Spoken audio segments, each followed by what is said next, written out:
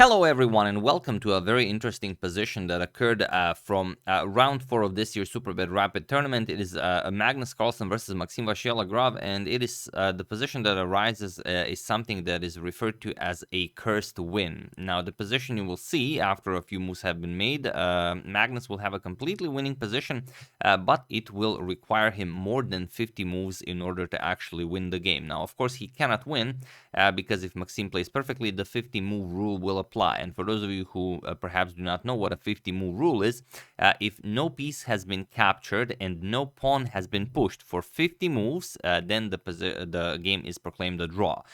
So this is why this is considered a cursed win, because it's winning by force. However, you cannot win because it will require you for more than 50 moves to actually win this. Now, the thing that is most interesting here is the reason why the 50 move rule was introduced in the first place. And the reason is, as they say, on the almighty internet, the purpose of this rule is to prevent a player with no chance of winning from obstinately continuing to play indefinitely or seeking to win by tiring the opponent. Now, of course, this means that if you're playing a classical game and the position is a dead draw, and let's say you're 15 years old or maybe 20 years old and you're playing against maybe a 90-year-old gentleman, and you decide, okay, we're going to play this for 5 more hours, chances are you will win that game because you will tire him out or her. But here it's no such case, because here it's objectively winning by force. And here the position that we are going to discuss will be winning by force in 83 moves, and we're going to show the win. So I'm very interested in what you guys think about this. Is this some sort of a rule that should be abolished? Is it a rule that only needs improvement? Is there an improvement that could be made? So I'm very interested in what you guys think of this. So let's check out and see what happened. Magnus has the white pieces, and he opens with d4. And also, a quick announcement. I realized some of you were saying in the comments on a couple of my previous videos that if you switch to portrait mode, you can't see the entire screen. This is only a case if you're an iPhone user. There's been some sort of an update on the iPhone YouTube app where once the video starts, it zooms to fill automatically. So as I'm not using the native resolution that's pretty much native to everyone's monitor, it's 1920 by 180p. I'm using a different one. It's 1920 by 1200, which is weird, but a long time ago when I started YouTube, I had monitors that were 1900 by 1200.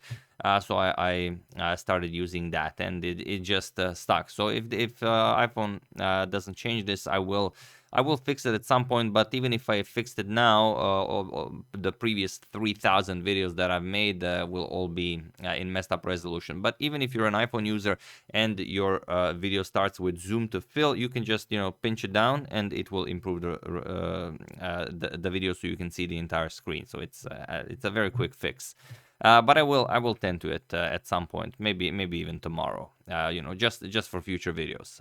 But okay, let's continue the game. Magnus opens with d4. We have pawn to d5 by Maxime. Bishop to f4. Magnus goes for the so-called accelerated London system. Knight to f6 and pawn to e3. We have pawn to c5 and now pawn to c3.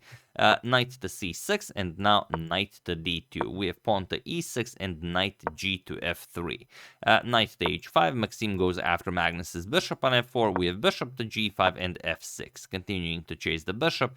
Bishop to h4 and now g6. Now this has all been played before. Of course, you don't want any nasty discoveries on that knight, so it should be defended. Pawn to h3 and now c captures on d4. c captures bishop to d6 and bishop to d3. We have castles, and now the position has been reached before. It's been played between Alireza Firuze and Andrei Yesipenko in the Tata Steel Masters tournament of 2021, where pawn to a3 was played by Alireza. But here Magnus just castles, and it is now as of move 12 that we have a completely new game. So bishop to d7, rook to e1, we have queen to b6 and a3, inviting Maxime to capture the pawn on b2. And it could be that the pawn on b2 can be captured, but it's a rapid game, of course. You don't want to capture a pawn Magnus is offering just like that. So knight to g7, and now pawn to b4. Of course, Magnus defends. We have knight to f5, going after the bishop, and now bishop captures on f5. We have e captures on f5, and now knight to b3. Knight to e7, we have knight to c5. This is now a beautiful monster knight. There's very little you can do against it. Rook 8 to d8, and now rook to c1. We have bishop to c8, and now queen to b3. Nicely putting the queen on this diagonal. We have king to g7, getting out of the way, and just knight to h2. We have g5, knight to a4 now, attacking the queen first. Queen to b5, and only now bishop to g3. And now there's very little to think about here. You want to ruin Magnus's pawn structure, captures, and queen back to d7. We have rook to c2. Magnus prepares to double up on the c file. Queen to d6, and now just first knight to f1. Of course, you defend the g3 pawn. The queen would gobble it up.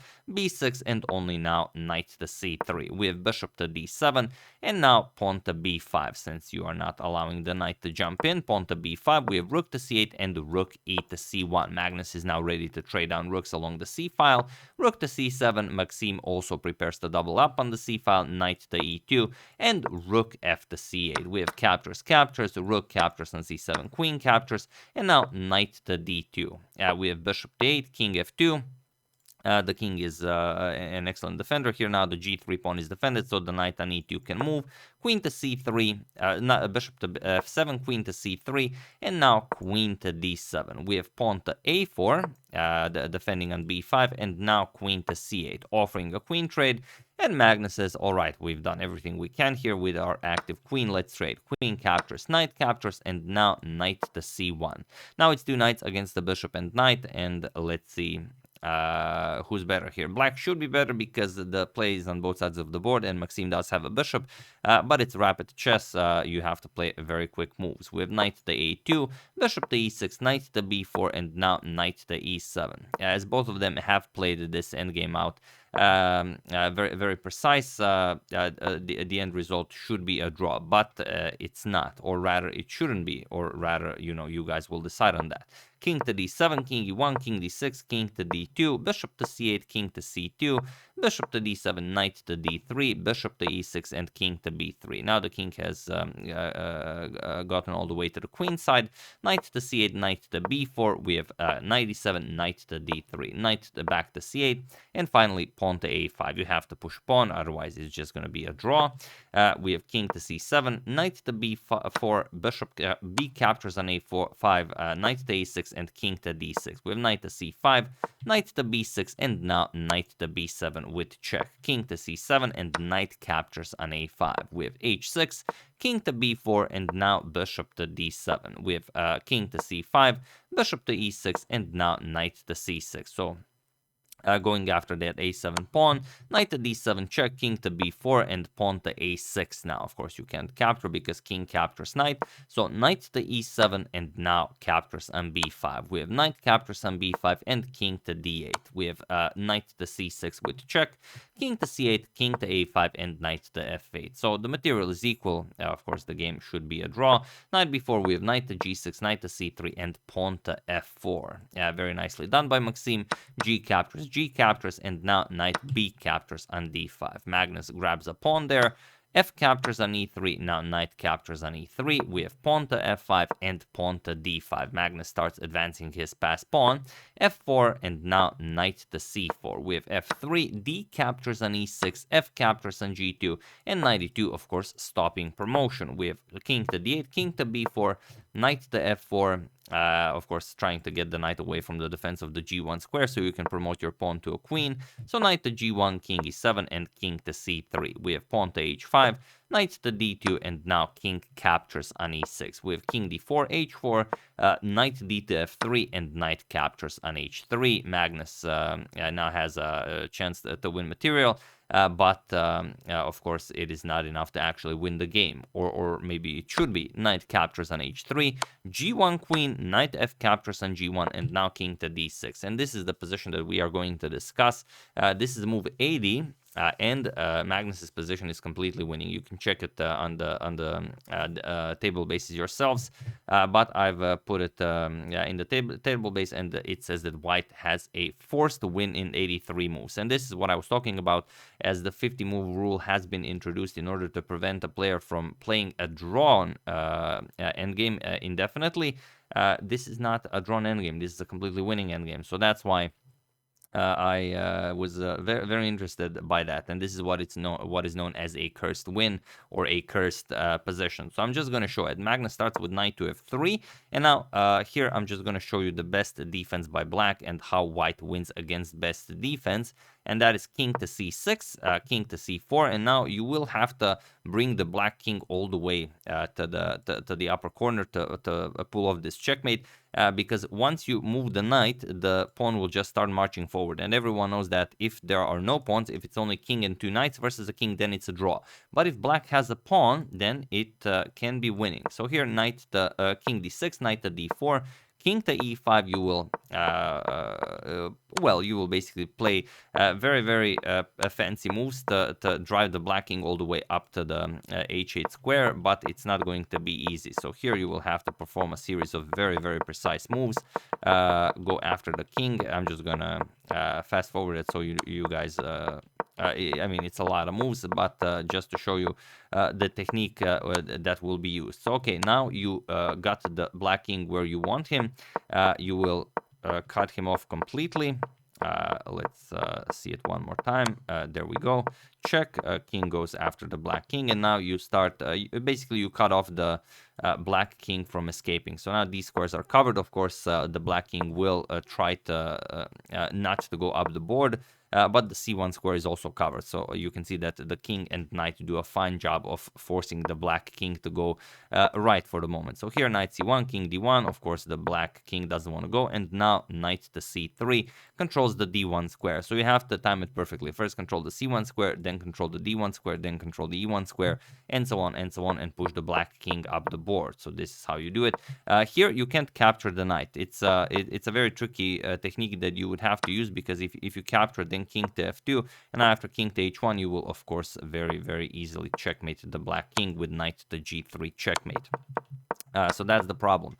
So you would have to go up the board, and now once you start going up the board, then you start bringing the knight. Now the two knights are covering these squares, the king is covering these squares, so the Black king has to go up the board. So it's goes up the board, and now after a few precise moves, you also use the exact same technique to completely box the Black king in, and now you start to bring your final knight into the attack. Knight g4, king h8, knight here. You will push the pawn, but it doesn't matter. Just knight to f4, and after the queen is promoted, you will deliver a nice knight to g6 checkmate.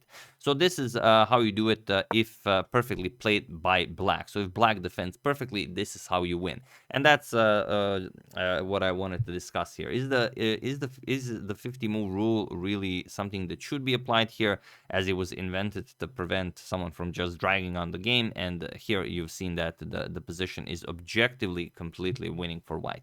But okay, knight to f3 was played, king e6, in the game continued, king c5, king d7, and very quickly Magnus decided to gobble up that pawn, because of course it would take him way too many moves to actually win this, especially with both of them being so low on the clock. King f6, knight g5, and king captures on g5, and it was in this position that the players were forced into a draw, as now it's draw by insufficient material. So yeah, that's the game. Hope you guys enjoyed it. I'm very interested to hear what you guys think about this idea. Should the 50 move rule be abolished? Should it be improved? Can you think of any improvement that could be implemented? Maybe just for rapid chess, maybe for blitz chess, maybe for online chess. It's definitely something to be discussed.